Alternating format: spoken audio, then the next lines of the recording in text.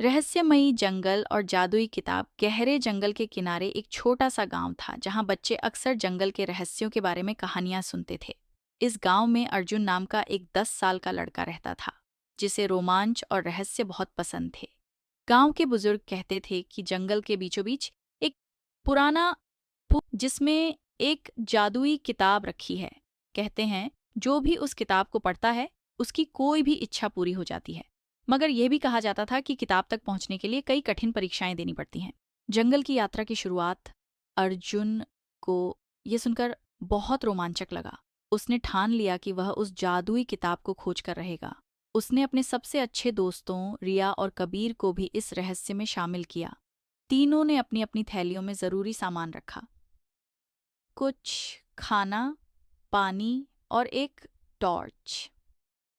और अगले ही दिन सुबह जंगल की ओर निकल पड़े। जंगल में घुसते ही उन्हें चिड़ियों की चहचहाहट और पेड़ों की सरसराहट सुनाई देने लगी। सूरज की किरणें घने पत्तों के बीच से छनकर आ रही थीं, जिससे पूरा जंगल किसी रहस्यमयी दुनिया जैसा लग रहा था। पहली परीक्षा, सच और झूठ। कुछ घंटों की यात्रा के बाद वे एक बड़े पत्थर के पास पहुंचे जिस पर कुछ लिखा था, अगर आगे बढ़ना चाहते हो तो सच को पहचानो और झूठ को छोड़ो। अर्जुन ने गौर से देखा। पत्थर के पास दो दरवाजे थे। पहले दरवाजे पर लिखा था सच का मार्ग और दूसरे दरवाजे पर लिखा था झूठ का मार्ग। लेकिन समस्या यह थी कि कौन सा सही था। तभी अचानक सामने एक बूढ़ा आदमी प्रकट हुआ। उसने मुस्कुराकर कहा, बच्चों, तुम सही रास्ते की तलाश में हो, लेकिन ध्यान से सोचो, हर चीज वैसी नहीं होती जैसी दिखती है। रिया ने तुरंत जवाब दिया, हम तो सच का दरवाजा ही लेंगे। लेकिन अर्जुन को कुछ अजीब लगा। उसने चारों ओर देखा और पाया कि सच का मार्ग वाला दरवाजा बहुत चमकदार और आकर्षक था, जबकि झूठ का मार्ग वाला दरवाजा पुराना और टूटा फूटा था।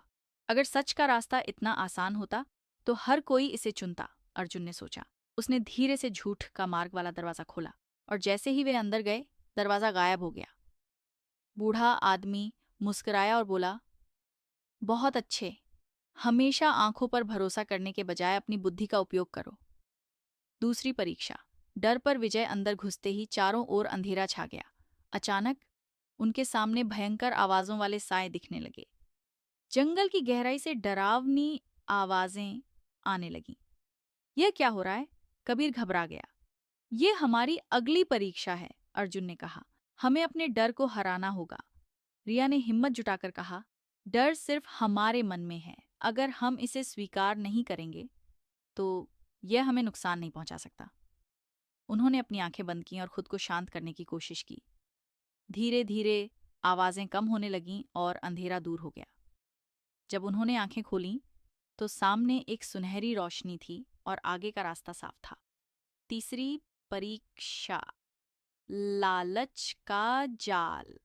आगे बढ़ते ही वे एक शानदार कक्ष में पहुंचे जहां चारों ओर सोने और चांदी के सिक्के बिखरे थे। बीच में एक मेज पर एक चमचमाती हुई किताब रखी थी। यही है वह जादुई किताब, कबीर खुशी से चिल्लाया और दौड़कर सिक्के उठाने लगा। तभी किताब के पास एक पत्थर पर लिखा था, जो लोभ करेगा वह खो देगा, जो त्याग करेगा वही पाएगा। रिया ने तुरंत कबीर को रोका, रुको, हमें किताब चाहिए, न कि यह सोना चांदी। अगर हमने लालच किया तो शायद सब कुछ खो देंगे। कबीर ने सिक्के छोड़ दिए और वे किताब की ओर बढ़े। जैसे ही अर्जुन ने किताब उठाई, कमरा हिलने लगा और सिक्के धुएं में बदलकर गायब हो गए। सच्ची सीख और इनाम। अर्जुन ने धीरे से किताब खोली। उसके पन्नों पर लिखा था, सच्ची जादुई शक्ति तुम्हारे अंदर ही है। हिम्मत, सच्चाई और निडरता ही सबसे बड़ी शक्तियां हैं। अचानक किताब चमक उठी और उनके चारों ओर एक उज्जवल रोशनी फैल गई।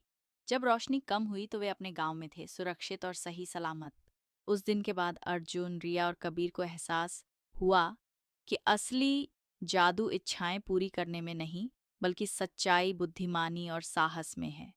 वे गांव के अन्य बच्चों को भी यह सिखाने लगे कि जीवन में सच्चे मूल्यों की कितनी अहमियत है। सीख, कभी भी आंखों से देखी चीजों पर पूरी तरह भरोसा मत करो, बल्कि बुद्धि और विवेक का उपयोग करो। डर को हराकर ही सच्ची जीत मिलती है। लालच से बचो, क्योंकि असली खुशी ईमानदारी और मेहनत में होती है। समाप्त।